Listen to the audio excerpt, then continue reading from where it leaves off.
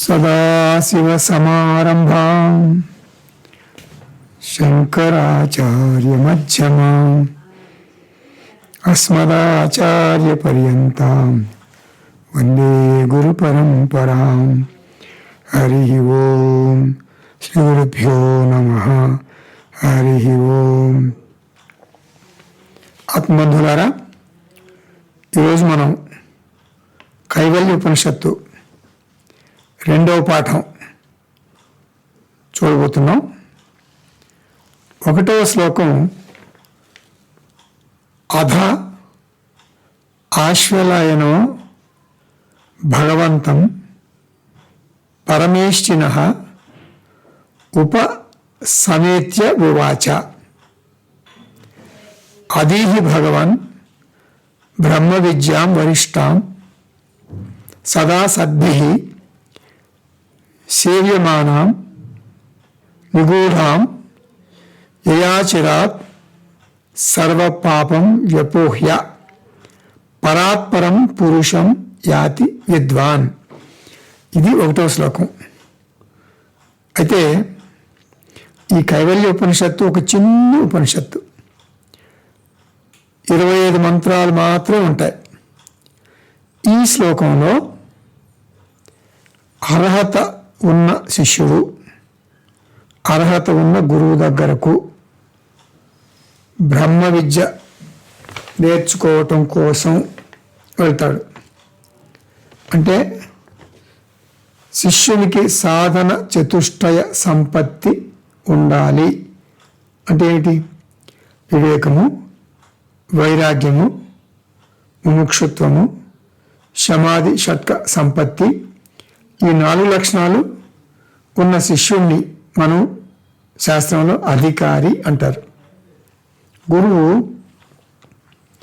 శ్రోత్రియం బ్రహ్మనిష్టం అయి ఉండాలి. అంటే శ్రోత్రియం అంటే ఆత్మ విద్యని బాగా అర్థమయ్యేలా చెప్పగలిగే నేర్పు ఉన్నవాడు అని అర్థం. బ్రహ్మనిష్ట అంటే బ్రహ్మలో రమించాలి. తత్ విజ్ఞానార్థం స గురుమేవాభిగచ్చేత్ అంటే బ్రహ్మ విద్య నేర్చుకోవటానికి శిష్యుడే గురువు దగ్గరికి వెళ్ళాలి. ఇది రూలు. సమిత్పాణి, సమిధులంటే మరి మనకి ఎండు పుల్లలు తీసుకుని వినమ్రంగా గురువు దగ్గరికి వెళ్ళాలి. ఎందుకంటే అహంకారం ఉన్న చోట ఆత్మవిద్య రాదు. గురువుకి మరి సాష్టాంగ నమస్కారం చేయాలి. తత్విద్ధి ప్రణిపాతేన పరిప్రశ్నేన సేవయా. తర్వాత మనకి భగవద్గీతలో కూడా శిష్యస్తేహం, శిష్య తే అహం షాదిమాం త్వాం ప్రపన్నం. నేను నీకు శిష్యుణ్ణి కృష్ణ, షాదిమాం నాకు బోధించు, త్వాం ప్రపన్నం నిన్ను నేను శరణు వేడుతున్నాను. నాది సద్బుద్ధి. సద్బుద్ధి అంటే నాకు మరి సొంత అభిప్రాయాలు ఏమీ లేవు గురువుగారు, నా బుద్ధిని ఖాళీగా ఉంచాను, ఆత్మజ్ఞానంతో నింపండి అని శిష్యుడు గురువుని అడగాలి. అధ, అధ ఇది చాలా ఇంపార్టెంట్ వర్డ్ అన్నమాట. అధ అంటే ఏంటి? ఆ తర్వాత అని. అంటే ఏ తర్వాత, దేని తర్వాత అంటే సాధన చతుష్టయ సంపన్నుడు అయ్యాక శిష్యుడు ఆశ్వలాయన ఋషి, శిష్యుడి పేరు ఆశ్వలాయన ఋషి, తన గురువు అయినటువంటి చతుర్ముఖ బ్రహ్మను సమీపించాడు అని అర్థం అనమాట. అధ అంటే ఆ తర్వాత. ఆ తర్వాత అంటే అర్హత పొందిన తర్వాత. అర్హత అంటే సాధన చతుష్టయ సంపత్తి పొందిన తర్వాత అని అర్థం. భగవంతం పరమేష్ఠినం ఉపసమేత్య అంటే శిష్యుడు ఆశ్వలాయనుడు సగుణ బ్రహ్మ అయినటువంటి చతుర్ముఖ బ్రహ్మ దగ్గరికి వెళ్ళాడు. సగుణ బ్రహ్మ అని అన్నాను నేను, గమనించాలి మీరు. నిర్గుణ బ్రహ్మ ఎవరు మరి? సగుణ బ్రహ్మ, చతుర్ముఖ బ్రహ్మ. మరి నిర్గుణ బ్రహ్మ ఎవరు? నిర్గుణ బ్రహ్మ ఎవరు చెప్పగలరా? నిర్గుణ బ్రహ్మ ఎవరో కాదు, నీవే నిర్గుణ బ్రహ్మవు. తత్వం అసి, అహం బ్రహ్మాస్మి. ఇది కదా వేదాంతం. ఉవాచ అంటే బ్రహ్మ దగ్గరకు వెళ్ళి ప్రశ్న వేశాడు శిష్యుడు. ఏం ప్రశ్న వేశాడు? అదీహి భగవన్ బ్రహ్మ విద్యాం, అంటే బ్రహ్మ విద్యను బోధించు అన్నాడు. అదీహి అంటే మీకు తెలిసినటువంటి ఆత్మవిద్యను ఒక్కసారి స్మరించండి గురువుగారు, అంటే నాకు బోధించండి అని అర్థం. అలా అనకుండా మీరు స్మరించుకోండి అని మర్యాదగా అంటున్నాడు అన్నమాట శిష్యుడు. అంటే గురువుగారు మీరు స్వాగతంగా చెప్పుకోండి అని అర్థం. భగవాన్ ఉపనిషత్తుల్లో గురువుని భగవన్ అని, శిష్యుడిని సౌమ్య అని సంబోధిస్తుంటారు. బ్రహ్మ విద్యాం, నాకు బ్రహ్మ విద్యను బోధించండి గురువుగారు అన్నాడు శిష్యుడు. బ్రహ్మ విద్య వలన కైవల్యం వస్తుంది అని శిష్యుడికి గట్టిగా తెలుసు అని అన్నమాట దాని అర్థం. పరీక్షలోకాన్ కర్మచితాన్ బ్రాహ్మణో నిర్వేదమాయాత్ నాస్త్య కృతః కృతేన. ఇది ముండకోపనిషత్తులో ఒక మంత్రం. లోకాన్ని పరీక్షించి కర్మ వలన మోక్షం రాదు అని తెలుసుకుంటాడు బ్రాహ్మణుడు. అంటే తెలియగలవాడు, అంటే విజ్ఞుడు, అంటే పరిపక్వత ఉన్నవాడు అని అర్థం. వేదాంత శాస్త్ర అధ్యయనం ఒక్కటే మోక్షానికి మార్గం అని తెలిసినవాడు. నా అన్య పంథ అయనాయ విద్యతే, అంటే మోక్షానికి జ్ఞాన మార్గం తప్ప మరో మార్గం లేదు. ద్రౌపది వేరే మార్గాలన్నీ మూసుకుపోయాయి అని గ్రహించగానే 2 చేతులు ఎత్తి కృష్ణ పరమాత్మను మనసారా వేడుకుంది. దీన్నే సర్వస్య శరణాగతి అంటారు. వెంటనే శ్రీకృష్ణుడు ద్రౌపది మానాన్ని కాపాడాడు. శాస్త్రం మీద మనకు అంత శ్రద్ధ ఉండాలి. శాస్త్రాన్ని బోధించే గురువు మీద కూడా అంతే శ్రద్ధ ఉండాలి. మోక్ష మార్గం అంటే గురు శాస్త్ర ఉపదేశం మాత్రమే అని మనకు స్పష్టంగా తెలిసి ఉండాలి. ఇక్కడ శిష్యుడెవరు? ఆశ్వలాయనుడు. ఏం చేస్తున్నాడు? బ్రహ్మ విద్య గొప్పతనాన్ని 5 విధాలుగా కీర్తిస్తున్నాడు. అంటే మొదటి శ్లోకంలోనే వరిష్టాం అంటే శ్రేష్టతమైనది. మనకి అధ్యాత్మ విద్యానాం అని భగవద్గీతలో చెప్తారు. అంటే విద్యలలో నేను బ్రహ్మ విద్యను అంటాడు శ్రీకృష్ణ పరమాత్మ. అంటే బ్రహ్మ విద్య ఒక్కటే మోక్షాన్ని ఇచ్చేటటువంటి పరా విద్య. అంటే తక్కిన జ్ఞానాలు అన్నీ కూడా అపరా విద్యలోకి వస్తాయని అర్థం. సద్భి సేవ్యమానం, ఇది మంత్రంలోని మాట. ఇది ప్రతి ఒక్కరూ పొందాల్సిన జ్ఞానం. దురదృష్టవశాత్తు ఉచితంగా బోధించినా కూడా అందరూ దానికి రారు. ఎందుకు? బ్రహ్మ విద్య విలువ తెలియదు అందరికీ. ఇప్పుడు మనం ఒక చిన్న పిల్లవాడికి ఒక 500 రూపాయల నోటు ఇచ్చామనుకోండి, 500 రూపాయల నోటు ఇచ్చి ఓ చాక్లెట్ 2 చూపించామనుకోండి, అతను ఏం చేస్తాడు?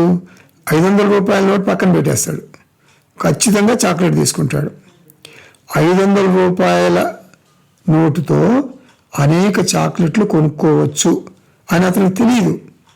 మన పరిస్థితి కూడా అలాగే ఉంది. చాక్లెట్ లాంటి ధర్మార్థ కామాల వెంట పరుగులు తీస్తున్నాం. 500 రూపాయల లాంటి మోక్షం మనం అసలు కోరుకోవటం లేదు.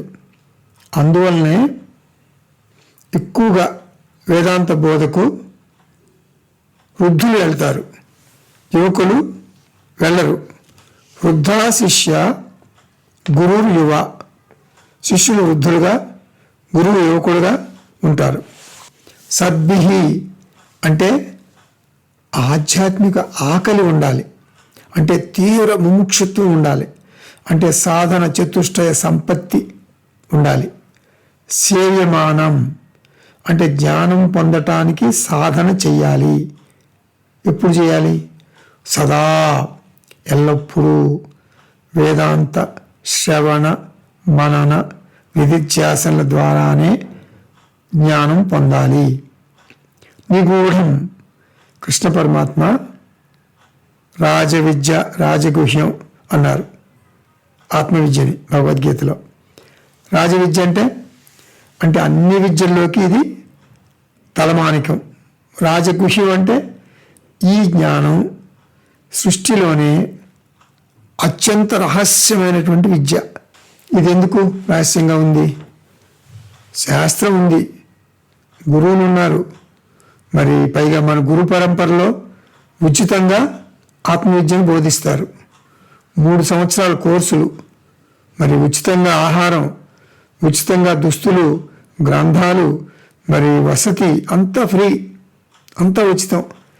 అలా అన్నీ ఉచితంగా ఇచ్చి 3 సంవత్సరాల కోర్సులు నిర్వహిస్తారు. ఎందుకనో మన శిష్యులు ముందుకు రారు. ఒక మాట చెప్పాలంటే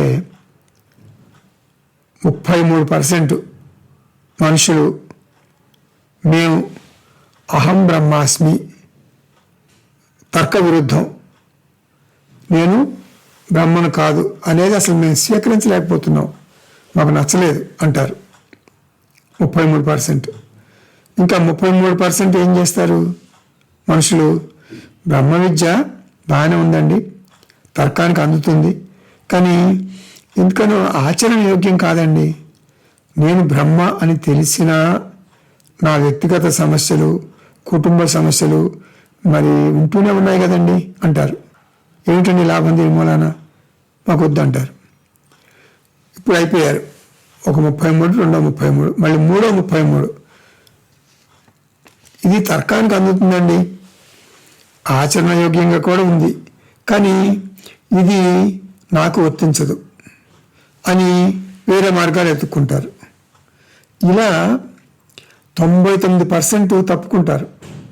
కాబట్టి ఆత్మజ్ఞానం వినేవాళ్ళు తక్కువ, విన్నా కూడా అర్థం చేసుకునే వాళ్ళు తక్కువ. గురువుకి శిష్యుడికి ఇది ఆశ్చర్యంగానే ఉంటుంది. ఎక్కడో 100 అంటే 1% కూడా ఉంటారో లేదో అనుమానం. మనుషులు ఆత్మజ్ఞానం తర్కానికి అందుతుంది, ఆచరణ యోగ్యంగా ఉంది, అందుకునేటట్టు ఉంది అంటారు. అందువలన ఈ జ్ఞానాన్ని రహస్య విద్య అంటారు. అంటే రహస్యంగానే ఉండిపోతుంది అన్నమాట. యయా సర్వ పాపం వ్యపోహ్య అంటే ఈ జ్ఞానం పొందితే, అంటే ఆత్మజ్ఞానం పొందితే అది అన్ని పాపాలను నాశనం చేస్తుంది. ఇది పరోక్ష ఫలం అన్నమాట. పాపం అంటే అజ్ఞానజనిత కర్మలు, అంటే సంచిత, ఆగామి, ప్రారబ్ధ కర్మలు అని అర్థం. ఆత్మజ్ఞానము ప్రత్యక్షంగా ఆత్మ అజ్ఞానాన్ని నాశనం చేస్తుంది. జ్ఞానాగ్ని సర్వకర్మాణి భస్మసాత్ కురితే తథా. ఇది గీతలో కృష్ణ పరమాత్మ చెప్పిన శ్లోకం. అంటే జ్ఞానం అనేటటువంటి అగ్ని అన్ని కర్మలను భస్మం చేస్తుంది. సంచిత కర్మలు దగ్ధమైపోతాయి, ఆగామి కర్మలు కొత్తగా పుట్టవు. ప్రారబ్ధ కర్మ ఉంటుంది, కానీ జ్ఞాని, ఆత్మజ్ఞాని వాటికి చెల్లించడు. దాన్ని అతను విద్యగా చూస్తాడు. కాబట్టి ప్రారబ్ధ కర్మ ఉన్నా కూడా లేనట్లే. ఇంకా 5వ మాట ఉంది మంత్రంలో, విద్వాన్ పరాత్పరం పురుషం యాతి. అన్ని కర్మలను జ్ఞానంతో దగ్ధం చేసుకున్నటువంటి జ్ఞాని అహం బ్రహ్మాస్మి భావనతో బ్రహ్మతో ఐక్యమవుతాడు. పురుష, పురుష అంటే బ్రహ్మ, పురుష అంటే శరీరం అనేటటువంటి పురంలో ఉండేటటువంటి పురరాజు, ఇది ఒక అర్థం. సర్వవ్యాపకుడు అని మరో అర్థం కూడా ఉంది. ఆ పురుషుడు ఎక్కడున్నాడు? పరాత్పరంలా ఉన్నాడు. అంటే పరాత్పరంలో 2 పరములు ఉన్నాయి. మొదటి పరం అంటే మాయ, రెండవ పరం అంటే అతీతం. అంటే పరాత్పరం అంటే మాయాతీతం. అంటే సృష్టిలో ఏం జరిగినా బ్రహ్మకు అంటదు. పశ్యన్ శృణ్వన్ స్పృశన్ జిఘ్రన్ అహం నైవ కించిత్ కరోమి అంటారు భగవద్గీతలో, మనకి 5వ అధ్యాయంలో. చూస్తున్నా, వింటున్నా, ముట్టుకున్నా, వాసన చూస్తున్నా నేనేం చేయటం లేదు. అకర్త అభోక్త. ఆత్మ అసంగం. ఆత్మకు పుణ్యపాపాలు అంటవు. లౌకిక విద్యలో 2 దశలు ఉంటాయి. ఉదాహరణకు మనకు మరి చిదంబర రహస్యం గురించి మనం వింటాం. అక్కడికి వెళ్ళి చిదంబరేశ్వరుని దర్శించుకుని చిదంబర రహస్యం స్పష్టంగా తెలుసుకుంటాం. ఇది లౌకిక వ్యవహారం. ఇలా ఆత్మ విద్యలో 2 దశలు ఉండవు, ఒక్కటే దశ. అంటే వింటేనే మోక్షం వస్తుంది. ఇప్పుడు ఉదాహరణకి మీ జేబులో తాళం చెవి ఉంది. ఆ విషయం మీరు మర్చిపోయారు.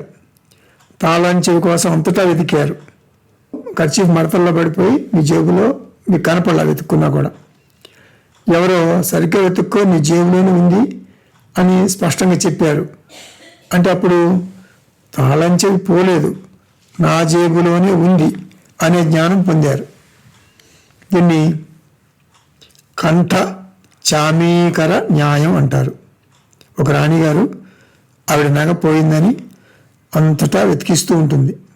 మంత్రి గారు వచ్చి, అమ్మా మీ నగ పోలేదు, మీ మెడలోనే భద్రంగా ఉంది అంటారు. అంటే కంఠంలోనే ఉన్న నగ ఎక్కడో దూరంగా ఉందనేటటువంటి అజ్ఞానంలో ఆమె వెతికించింది. తన కంఠంలోనే ఉందనే జ్ఞానం సాధ్య వస్తువుని సిద్ధ వస్తువు చేసింది. ఈ విధంగా బ్రహ్మ విద్యను స్తుతించి అటువంటి బ్రహ్మ విద్యను తనకు బోధించమని చతుర్ముఖ బ్రహ్మను కోరాడు. దీన్ని బట్టి శిష్యుడు ఆశ్వలాయనుడు బాగా తెలివైనవాడని, అధికారి అని మనకి తెలుస్తుంది. ఇప్పుడు మనం 2వ మంత్రంలోకి ప్రవేశిద్దాం. తస్మై సహోవాచ పితామహశ్చ శ్రద్ధ భక్తి ధ్యాన యోగాత్ అవైహి. ఇది 2వ శ్లోకం, 2వ మంత్రం. శ్లోకం కాదు. ఉపనిషత్తుల్లో వాటిని మంత్రాలు అంటారు, భగవద్గీతలో వాటిని శ్లోకాలు అంటారు. సహ పితామహ ఉవాచ. పితామహుడు అంటే తాత. ఇక్కడ విశ్వానికి తాత అంటే చతుర్ముఖ బ్రహ్మ. ఆయన శ్రోత్రియ బ్రహ్మనిష్ట ఆచార్యుడు. తస్మై అంటే ఏంటి? గురువు చతుర్ముఖ బ్రహ్మ, శిష్యుడు ఆశ్వలాయన ఋషితో చెప్పాడు. అవైహి, అవైహి అంటే ఆ బ్రహ్మను వేదాంత శ్రవణ మనన నిధిధ్యాసల ద్వారా తెలుసుకోగలవు. ఇక్కడ వేదాంత శ్రవణ మనన నిధిధ్యాసనల అనేటటువంటి మాటలకు బదులు కైవల్యోపనిషత్తులో వేరే పదాలను చెప్తారు. అవేమిటంటే శ్రద్ధ, భక్తి, ధ్యానం. అంటే ఆత్మవిద్య మాత్రమే కాదు, అపరా విద్యను కూడా ఏది నేర్చుకోవాలన్నా కూడా 2 సాధనలు ఉంటాయి. సాక్షాత్ సాధన, సహకారి సాధన. ఇప్పుడు మనకి ఉదాహరణకి ఒక చెట్టు పెరగాలంటే విత్తనం సాక్షాత్ సాధన, సారవంతమైన నేల, నీరు, మరి ఎరువులు, ఇవన్నీ సహకారి సాధనలు. మనకు ఇంకొక ఉదాహరణ చూద్దాం. ఇప్పుడు మనకు అనారోగ్యం వస్తే డాక్టర్ దగ్గరికి వెళ్తాం, ఆయన మందులు ఇస్తారు. మందులు సాక్షాత్ సాధన. పథ్యం చేయమంటారు, పథ్యం సహకారి సాధన. రెండూ కలిస్తేనే, అంటే రెండు పాటిస్తేనే మనకు ప్రయోజనం ఉంటుంది. ఇప్పుడు చక్కెర వ్యాధికి, అంటే షుగర్ కంప్లైంట్, మందు వేసుకుంటాం, అది సాక్షాత్ సాధన. మరి పథ్యం చేయకుండా చాలా పెద్ద సైజు ఉంటుంది, ఫుట్బాల్ సైజు తిరుపతి లడ్డు ఎవరో ఇచ్చారు మీకు, ఇస్తే మరి చాలా భక్తితో మొత్తం లడ్డు అంతా తినేశారు. అంటే సహకారి సాధన మీరు సరిగా చేయలేదు.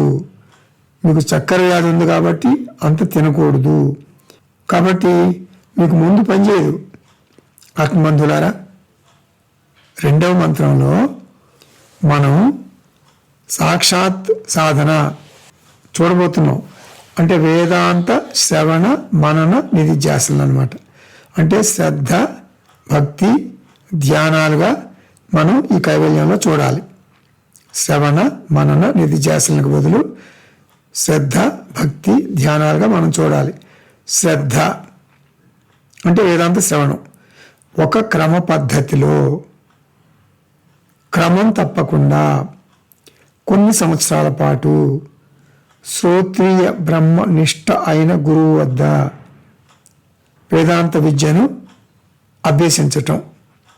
ఇందులో ఉన్నటువంటి 5 పదాలు కూడా మనకు చాలా ముఖ్యమైన పదాలు. క్రమ పద్ధతి అంటే ఏమిటి? ముందు భగవద్గీత, ఆ తర్వాత ఉపనిషత్తులు, ఆ తర్వాత బ్రహ్మసూత్రాలు, అలా నేర్చుకోవాలి. వీటిని మనం ప్రస్థానత్రయం అంటాం.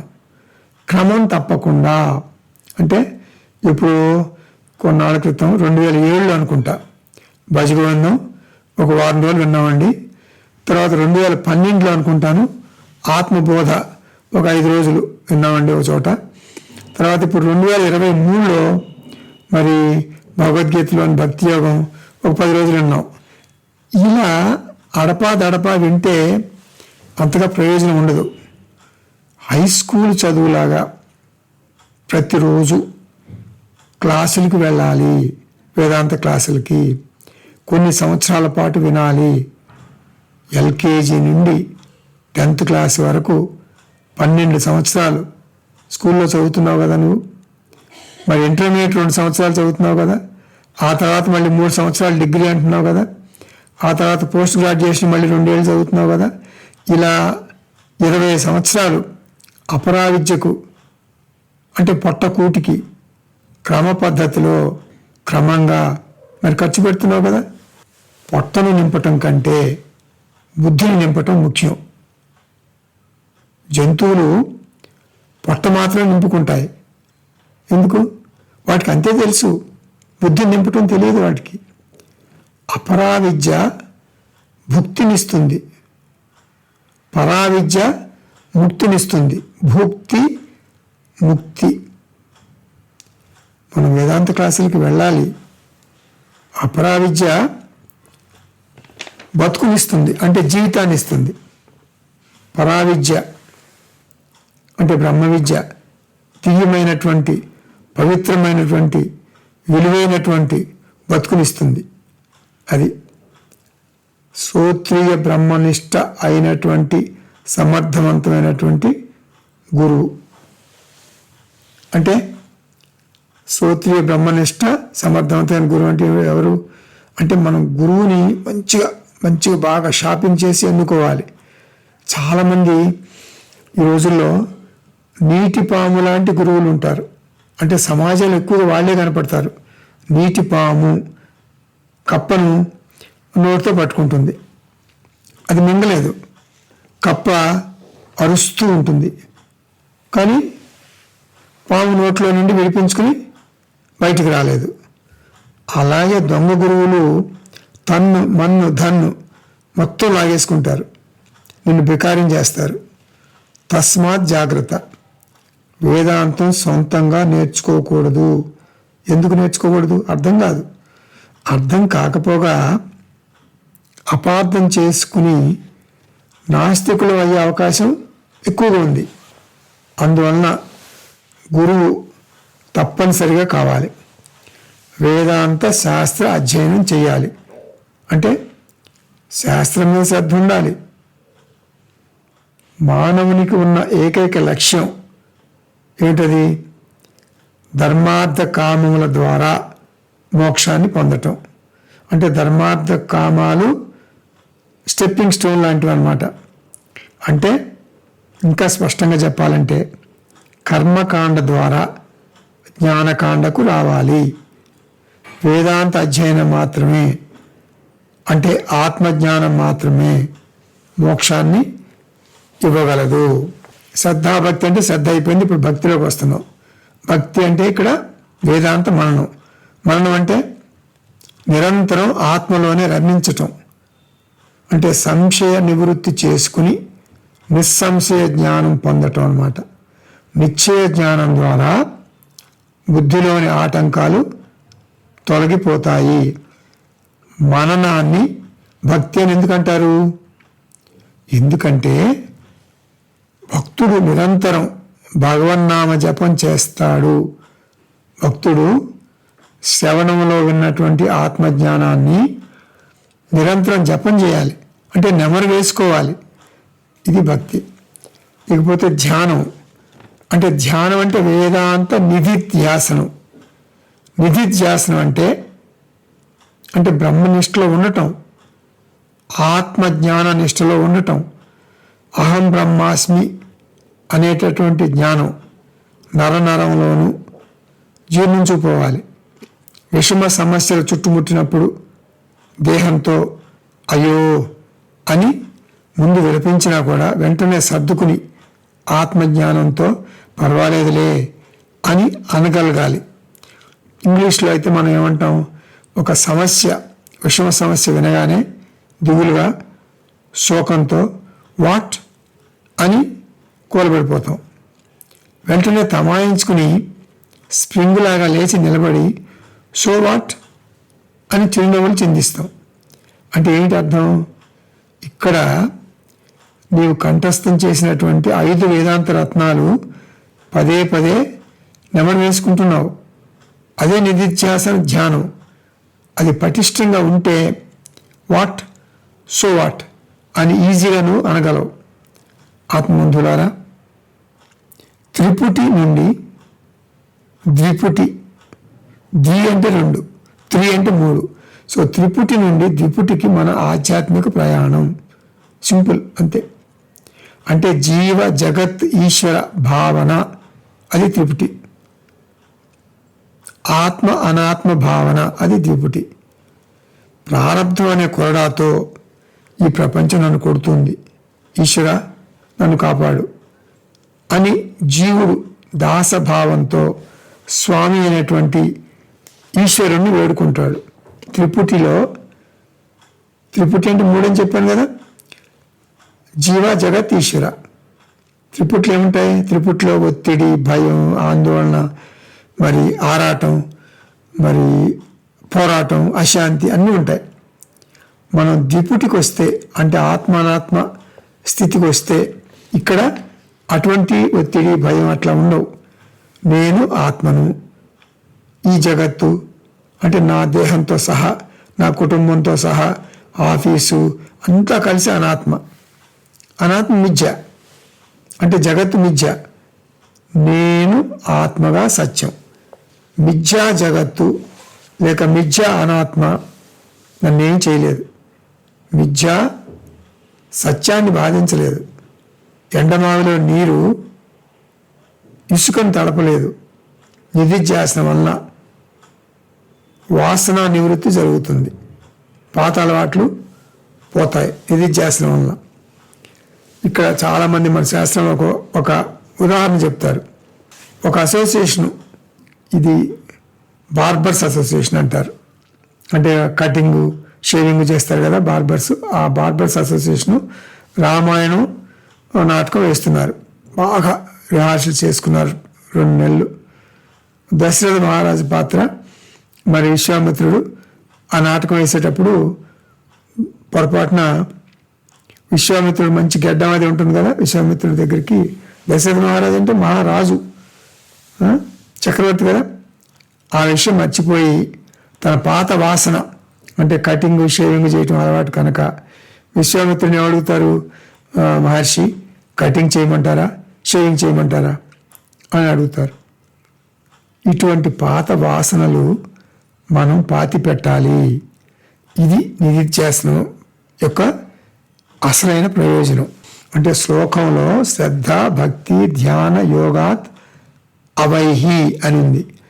శ్రద్ధ అంటే శ్రవణం, అంటే ఆత్మజ్ఞానం వస్తుంది మనకి. అంటే ఆత్మ అజ్ఞానం తొలగి ఆత్మజ్ఞానం వస్తుంది. అంటే అజ్ఞాన నివృత్తి జరిగింది. ఇది ప్రయోజనం శ్రవణం మూలాన. ఇక్కడ మన మంత్రంలో శ్రద్ధ అన్నాం, భక్తి లేకపోతే మననం. దీనివల్ల ఏంటి ప్రయోజనం? సంశయ నివృత్తి జరుగుతుంది, నిస్సంశయ జ్ఞానం వస్తుంది.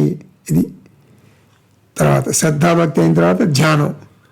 ధ్యానం అంటే నిధిధ్యాసనం, అంటే నిధిధ్యాసన ధ్యానం. ఇలా జరిగినందువల్ల ప్రయోజనం వాసనా నివృత్తి జరిగి జ్ఞాన నిష్ట వస్తుంది. అంటే ఆత్మజ్ఞాన నిష్ట కలుగుతుంది. వేదాంత శ్రవణ మనన నిధిధ్యాసనలు ఈ మూడింటిని ఇక్కడ మనం శ్రద్ధ భక్తి ధ్యాన యోగాత్ అవైహి అన్నారు కైవల్యోపనిషత్తులో. ఈ మూడింటిని కలిపి జ్ఞానయోగం అంటారు. శ్లోకంలో యోగాత్ అంటే సాధన. ఈ పదాన్ని ముందు 3 మాటలకు కలుపుకోవాలి. శ్రద్ధా యోగం, భక్తి యోగం, ధ్యాన యోగం. 1వ మంత్రంలో అచిరాత్, అచిరాత్ అనే మాటని ఇక్కడ మనం తెచ్చుకోవాలి. అచిరాత్ అంటే త్వరలోనే. వేదాంత శ్రవణ మనన నిధిధ్యాసనలు శ్రద్ధగా అంకిత భావంతో చేస్తే త్వరలోనే ముక్తి లభిస్తుంది, అంటే మోక్షం సిద్ధిస్తుంది. అయితే ఇక్కడ నాకు కొన్ని గత స్మృతులు గుర్తుకొస్తున్నాయి, అవి మీతో పంచుకుంటాను. గురు దంపతులు మేము రిషికేశ్ పూజ్య దయానంద స్వామి క్యాంపుకి వెళ్ళాం. అదే స్వామీజీకి ఆఖరి వేదాంత శిబిరం. టాపిక్ ఇదే, శ్రద్ధ భక్తి ధ్యాన యోగాత్ అవైహి. ఇదే టాపిక్. ఈ టాపిక్ ఈ విషయం వారం రోజులు చెప్పారు. రోజుకు 3.5 గంటలు. అదొక అనిర్వచనీయమైనటువంటి అనుభూతి. ఒక స్వామీజీ చాలా సిక్కున్నారనమాట. చక్రాల కుర్చీకే పరిమితమైపోయారు. ఒక బొమ్మలాగా చక్రాల కుర్చీలో తెచ్చి మా ముందు కూర్చోబెట్టేవారు ఆర్గనైజర్స్. ఒక స్టాండ్ మైక్ స్వామీజీ ముందు పెట్టేవాళ్ళు. అంతే. స్వామీజీ అనర్గళంగా బోధించేవారు. అంతా నవ్వులే. అందరూ విరగబడి నవ్వేవారు. వేదాంతంలో ఇన్ని జోకులు ఉంటాయా? జటిలమైన ఆత్మబోధను జిలేబీలాగా తినిపించేవారు స్వామీజీ. బండారాలు జరిగేవి. అంటే బండారాలు అంటే సామూహిక సంతు మహాపురుషులు భోజనాలు చేస్తారనమాట. అక్కడ స్వామీజీ వచ్చేవారు. ఆ చక్రాల కుర్చీలు వాళ్ళు తీసుకొచ్చేవాళ్ళు.